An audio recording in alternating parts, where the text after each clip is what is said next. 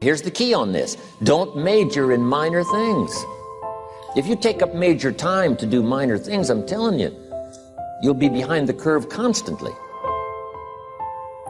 Here's what we learn in sales training. What's major time and what's minor time?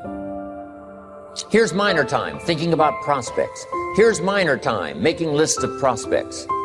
Here's minor time, keeping books on prospects. Here's minor time, going to see the prospect. Here's minor time, evaluating the prospect after you've been there. That's all minor time. Here's major time, in the presence of the prospect.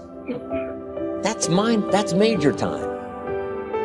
And if you took a look, if you're in sales and you took a look at a week, you'd say, my gosh, I'm spending 90% of my time on the minor stuff and so little time on the major stuff in the presence of.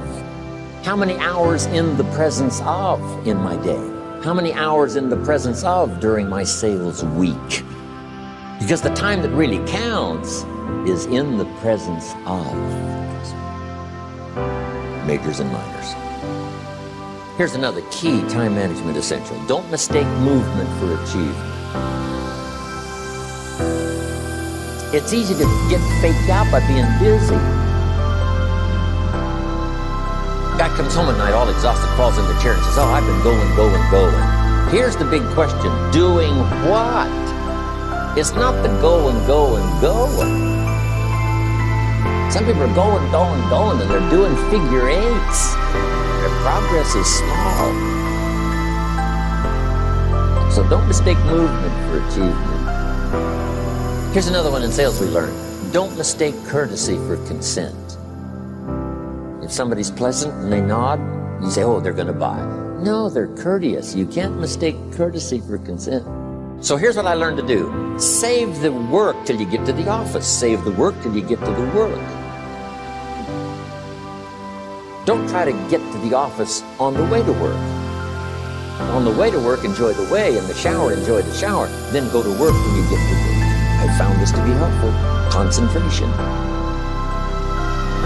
Here's another big one. Learn to say no. I'm telling you, in such a social society we have now, it's so easy to try to be a nice person, saying yes to everything.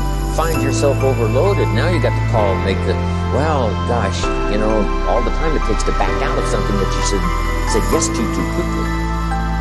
Here's what might be better. I don't think so, but if that changes, I'll call you. Little things you can use not to overcommit yourself. Now, here's a big one on time management. When you work. When you play. Don't mix the two. Don't work and play. I used to take my family to the beach and I would bring my briefcase. I learned not to do that. Or at the beach, I'm saying I should be at the office. Now my family's upset because I'm at the beach and I'm thinking office. Now when I'm at the office, I'm thinking what? I got to get my family to the beach.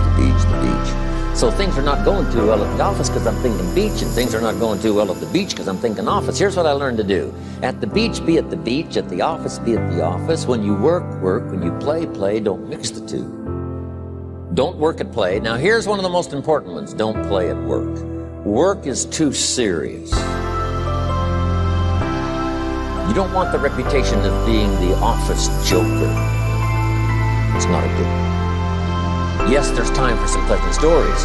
Yes, there's time for a little humor. Yes, best if it's a happy office, of course. But I'm telling you, you got to be serious about work because you're parting with a piece of your life for the work you do. Your work costs you a piece of your life.